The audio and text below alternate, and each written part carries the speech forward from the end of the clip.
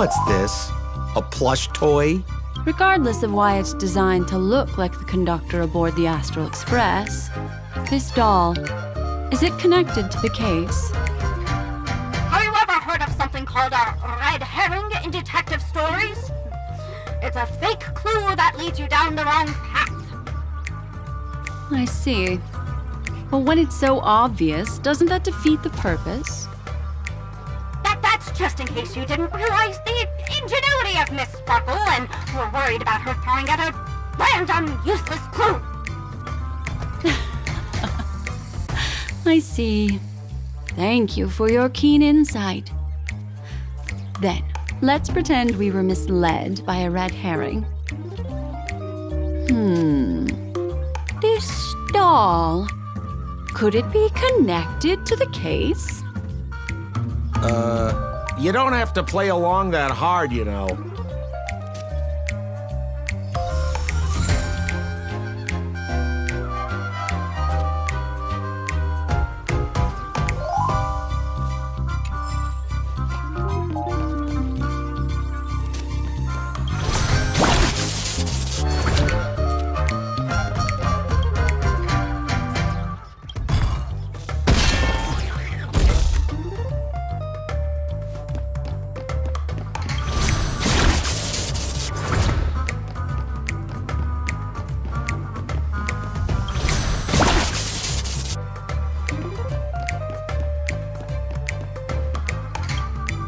This notice seems like a hint for us from Miss Sparkle.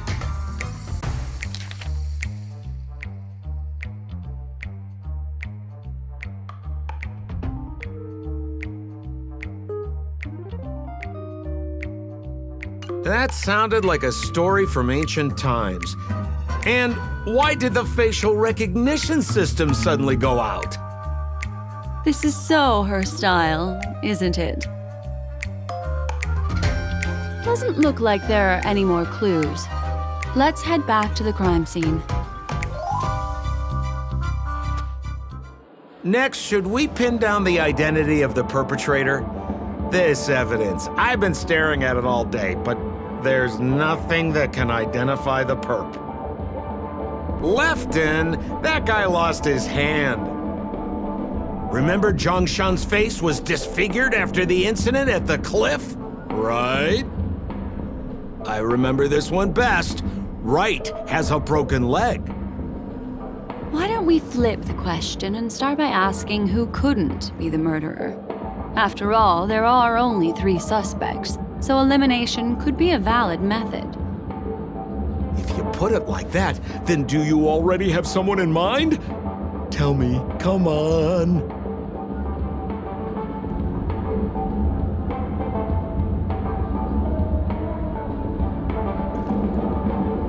So, who exactly is the murderer? Remember Zhongshan's face was disfigured after the incident at the cliff? Right?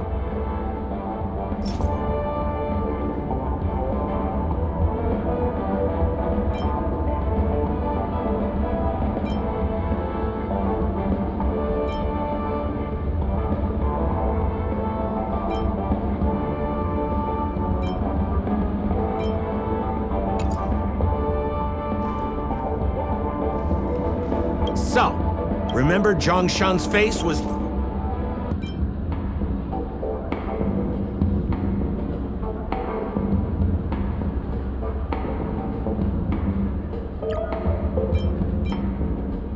Oh, is that so? I feel like the evidence doesn't really match. How about you think it over again?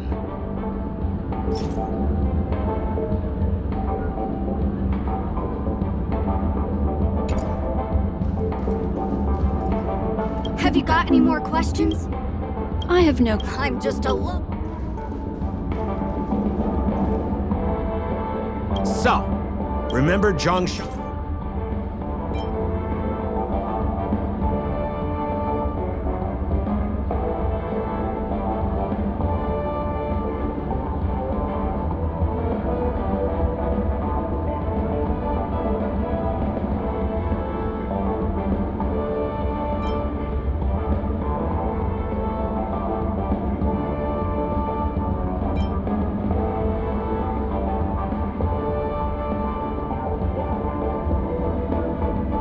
Poor guy. He was seriously injured and was all wrapped up in bandages to keep his good looks safe. If that's the case, then he couldn't have made it through the Goldhammer Residence's facial recognition system. That would suggest that Zhongshan is not the murderer.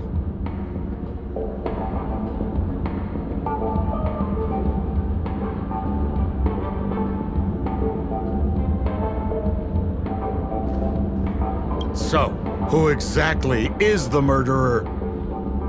Lefton, that guy lost his hand.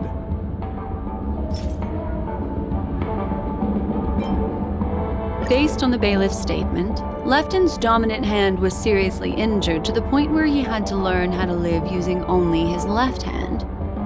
Swinging that giant sledgehammer to murder someone, that must be hard for him. Probably impossible. Lefton's suspicion level can be downgraded. By process of elimination, it seems that only Wright could be the murderer. That was easy. Let's tell the constable our answer and see what he thinks.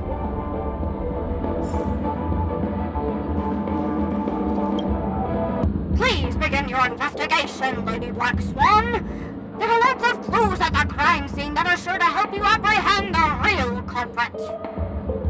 The murderer is Wright. Babe! You have answered correctly! As expected, you didn't disappoint, Lady Black Swan. Game rules stipulate I must tell you where the next puzzle is. Huh?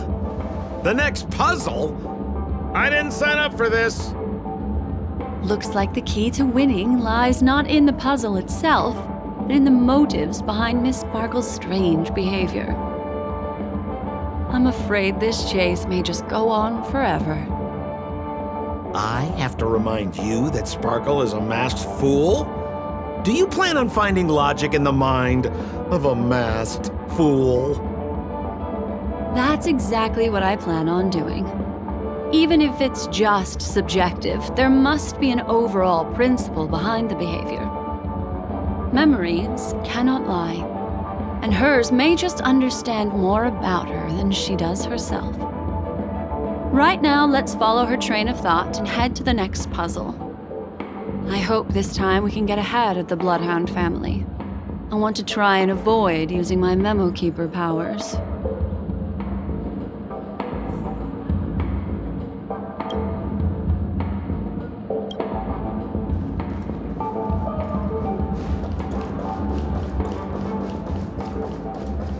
So why are you so focused on Sparkle's challenge? Or should I ask, are you more focused on Sparkle herself? I told you, it's purely out of a spirit of competitiveness. And as a Memo Keeper, I also have to fulfill my responsibilities and harvest some interesting memories. Get your tickets for Robin's Life of the Song concert while they're hot. Whoa, this place is a complete mess. And those two weirdos are probably here too. There's nobody else at the scene. Seems like Miss Sparkle used the same method to send dreamers back to reality. Let's talk to those two there then. Oh, Detective Black Swan and Detective Sampo! You finally made it! We don't know what we'd do without your help. Why are you talking like that? Is this some sort of artistic performance that young people are into these days? Is there something wrong with the way we are talking? Deputy Sheriff, am I talking in a strange way? Oh, of course not, Sheriff. The way you talk is no stranger than the cat that climbs the apple tree in my grandma's backyard. Huh. The skit this time is a modernist one. Let's discuss this difficult case then. The victim is a galactic business magnate named Sparkle. Her again? Sparkle really is obsessed with scripting her own death. Oh, for the laughter. If you undercut me one more time, I swear I'm gonna kick you in the butt. Sparkle came to the fashion store to buy herself a brand new tie. She didn't come back out. After a long time, the shopkeeper went in to see what was going on, but instead discovered Miss Sparkle's body. She had been strangled to death. There were 3 suspects on the scene, namely a Papeshi shopkeeper named Wright, a Foxian gambler named Zhang Shan, and a wealthy Intellitron trader called Lefton. Our old friends. It's not just to aid your memory. We've added more descriptions to help tell them apart. Miss Sparkle is so gracious. Based on surveillance footage, witness testimony, and various pieces of evidence, the killer is ultimately among these 3, and they were not working in cahoots. You're too lazy to be a suspect, right? Oh, for the laughter! If I talk any more with you, it'll make my pure soul filthy! Detective Black Swan, the dossiers are over here. You can learn more about the suspects from me. I trust you'll be able to cut through the hogwash and find out who Miss Sparkle's killer is.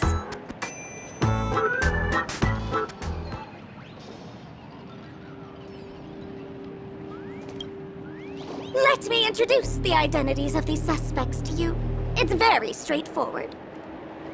First of all is the shopkeeper, Wright. He's one of the Papeshi people and only stands as tall as Sparkle's waist, which is often a source of teasing for him. He can get pretty salty about it. Next up, you have the merchant Lefton. He wants to join up with the Penacony Trading Guild and is in direct competition with Miss Sparkle. That could be a motive for killing her. Finally, there was the gambler Zhang Shan. He lost a bet to Miss Sparkle, and he had to hand over his family heirloom. It's possible he harbored a grudge against her. That's all the information we have. Do you need me to repeat it? That won't be necessary. I remember it all.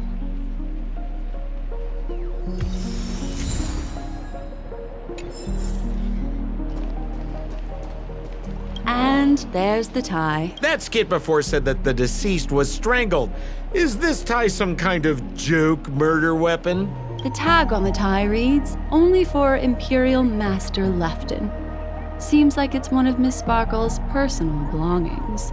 That's not how you use the word imperial.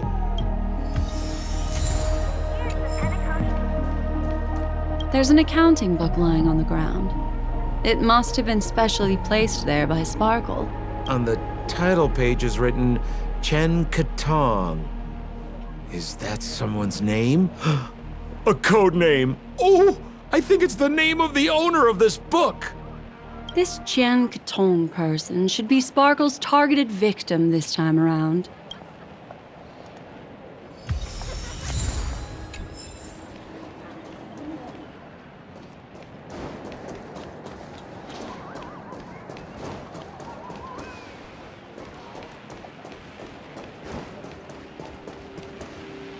So, it's just like the first case then. Only 2 pieces of evidence. The rest hidden inside her memories again, right? Miss Sparkle doesn't want to distract your investigation. She doesn't want to distract our investigation? What a law-abiding citizen this Sparkle is. Why doesn't she surrender then?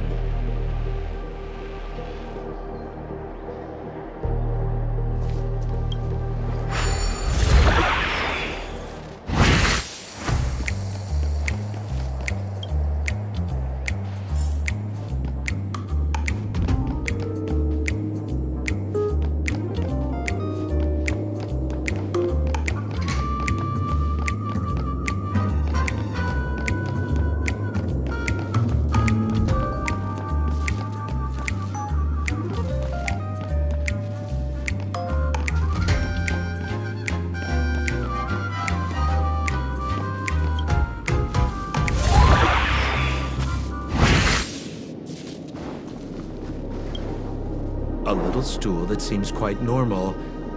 There are 2 small footprints drawn on it in crayon. The footprints, which are half as big as standard, must belong to a Pepeshi person. Perhaps it's just that this person's drawing skills are extraordinary.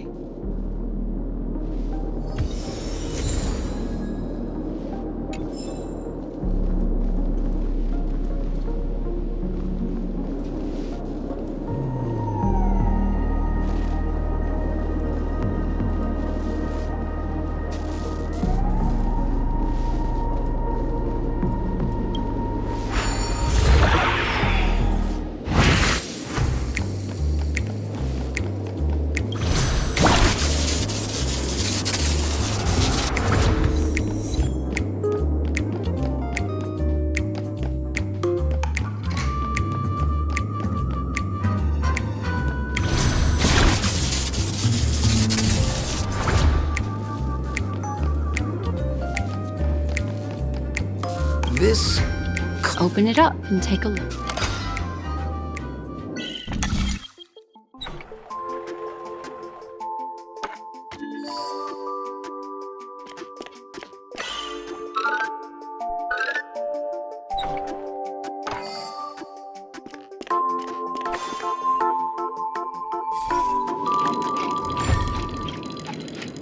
So there's a ring inside. This is evidence too. Why was it planted inside another device? Because this ring was found inside the victim's mouth. We want to reconstruct the scene of the crime. In the victim's mouth. Hey, there's something engraved inside the ring. Zhongshan family heirloom.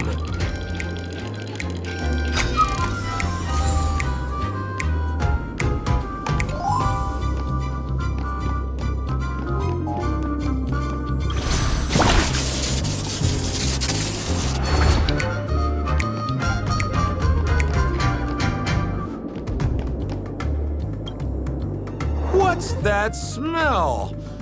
Why is there a smoked red herring there? Mr. Sampo, take a look. This is a wonderful smoked red herring. Somebody save me from this cringe joke.